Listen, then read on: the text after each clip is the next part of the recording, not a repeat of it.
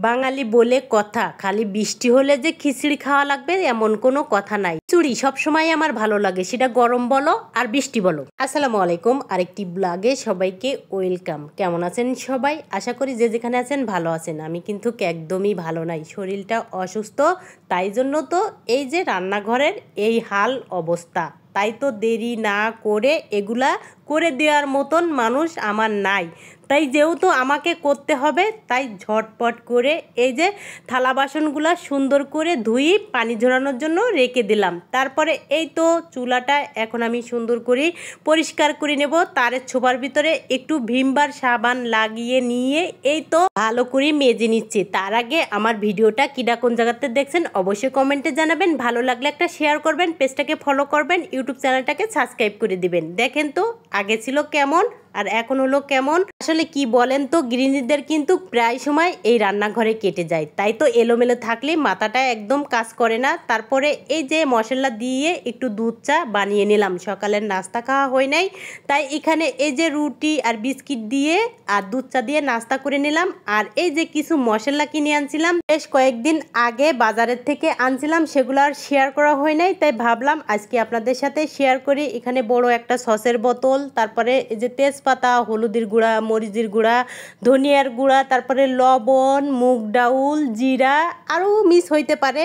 আর এই তো এগুলা কিন্তু নিত্য প্রয়োজনীয় জিনিস। এই তো এগুলা কিনে আনা হলো।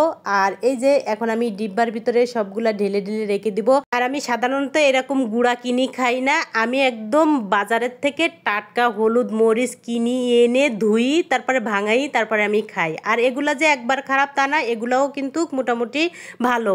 যেহেতু বৃষ্টির দিন, এই জন্য কিনি শুকাইতে পারবো না, তাই জন্য কিনা হয় নাই। আর এই তো কিছু কোয়েল পাখির ডিম সিদ্ধ বসে দিলাম, আর খিচুড়ি রান্না করার জন্য কিছু সবজি, আর এই যে এখানে কাঁচামরিচ পেঁয়াজ কেটে রেখে দিলাম। তারপরে এই যে কোয়েল পাখির ডিমগুলো সিদ্ধ হয়ে গিয়েছে, এখন আমি সুন্দর করে ছুলে নিয়ে নিলাম, সাথে একটা ড্রাগন ফল কেটে নিয়ে নেব। বলেন তো এত আয়োজন কিসের জন্য?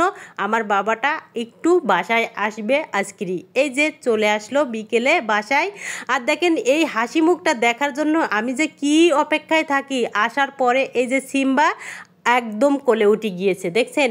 মনে হয় যে আমি ওদের আদর করি না। সাথে এই যে পাখিটাও, ও আসলে বাসার প্রত্যেকটা মানুষ যে এত খুশি হয় তা বলার মতন না। কিছুক্ষণ বাসায় ছিল, এই যে বিকেলে আবার একটু বৃষ্টি বৃষ্টি হয়েছে, তাই এই যে তাকে বিদায় দেওয়ার জন্য আসলাম, রিকশায় উঠাই দিব।